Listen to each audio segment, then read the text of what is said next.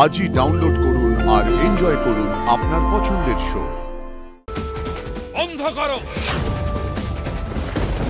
বন্ধ করো এই আরতি। অনাচার, ঘোর অনাচার।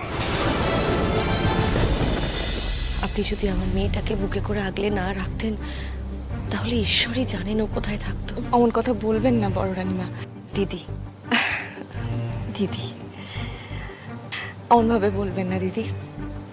ফুলকি আমার জীবনে আসার পর আমি যে কত আনন্দ পেয়েছি, ও আমাদের জীবনটাকে একেবারে পাল্টে দিয়েছে। আমি বলে বোঝাতে পারবো না। আমারই সৌভাগ্য যে আমি এমন একটা মেয়েকে মানুষ করতে পেরেছি। আমার ফুলকি যারা কপাল ভালো, শেষ পর্যন্ত নিজের শিকড় খুঁজে পেয়েছে।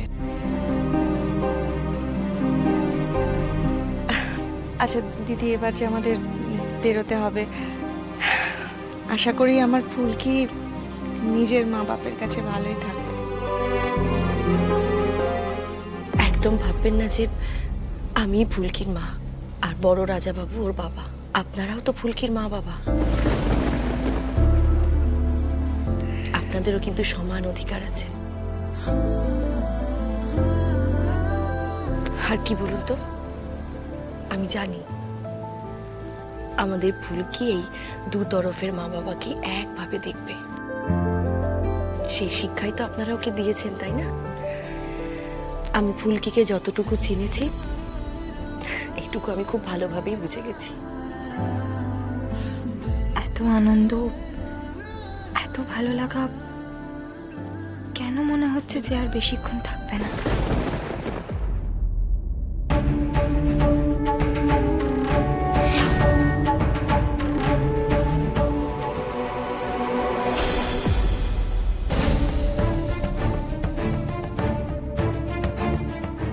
দা ভাই, ওই দেখ কে ঢুকছে।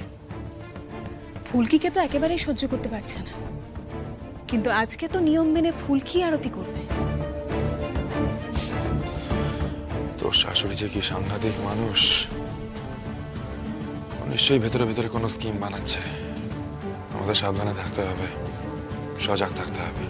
শের বলতে, তবে কি বলতো দা ভাই, আদি যে এখন একটু একটু বুঝেছে না, এটাই অনেক।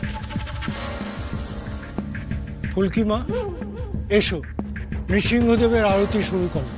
গুরুদেব, আমি তো শুধুমাত্র বাবার মেয়ে হিসেবে সিংহাসনে বসেছি।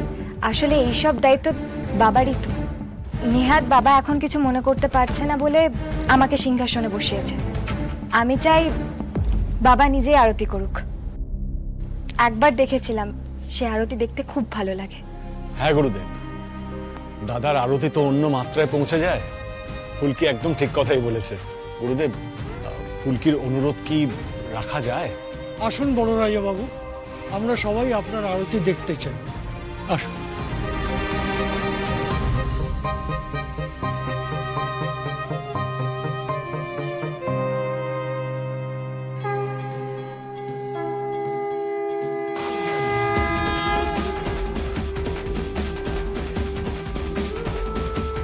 বন্ধ করো, বন্ধ করো এই আরতি। অনাচার, ঘোর অনাচার।